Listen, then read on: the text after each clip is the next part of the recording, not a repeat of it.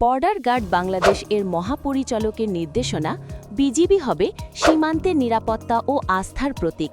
এই মূলমন্ত্রকে ধারণ করে সীমান্ত নিরাপত্তা জোরদার ও চোরাচালান প্রতিরোধে কার্যকর পদক্ষেপ গ্রহণ করেছে সরাইল ব্যাটালিয়ন।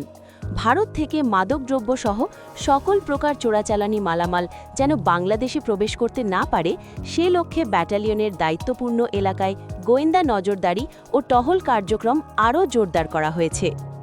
এরই ধারাবাহিকতায় গোপন সংবাদের ভিত্তিতে সরাইল ব্যাটালিয়ন ২৫ বিজিবির একটি বিশেষ টহল দল সীমান্ত পিলার ২০০১ এমপি থেকে আনুমানিক ৫ কিলোমিটার বাংলাদেশের অভ্যন্তরে ব্রাহ্মণবাড়িয়া জেলার বিজয়নগর উপজেলার ইসলামপুর এলাকায় বিশেষ অভিযান পরিচালনা করে। অভিযান চলাকালীন শুক্রবার ২৬ ডিসেম্বর দুপুর আনুমানিক ২:৩০ সিলেট থেকে ব্রাহ্মণবাড়িয়া বিশ্ব রোড হয়ে ঢাকাগামী রেইনবো কুরিয়ার সার্ভিসের একটি কাভার্ড ভ্যান ইব্রাহিমপুর এলাকায় সন্দেহজনকভাবে থামানো হয়। পরবর্তীতে যানটি তল্লাশি করে বিপুল পরিমাণ ভারতীয় চোরাচালানি মালামাল জব্দ করা হয়।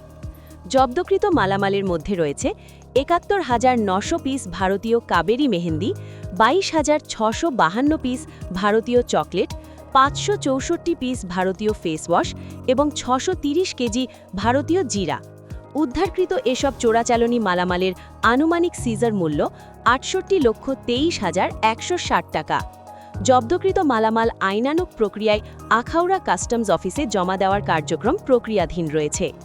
ঊর্ধ্বতন সদর দপ্তরের নির্দেশনা অনুযায়ী সরাইল ব্যাটালিয়ন ২৫ বিজিবি কর্তৃক ব্রাহ্মণবাড়িয়া জেলার বিজয়নগর ও আখাউড়া উপজেলা এবং হবিগঞ্জ জেলার মাধবপুর উপজেলায় সীমান্ত নিরাপত্তা নিশ্চিতকরণ ও চোরাচালান প্রতিরোধে আভিযানিক কার্যক্রম ও গোয়েন্দা তৎপরতা সর্বোচ্চ গুরুত্বের সঙ্গে অব্যাহত রয়েছে।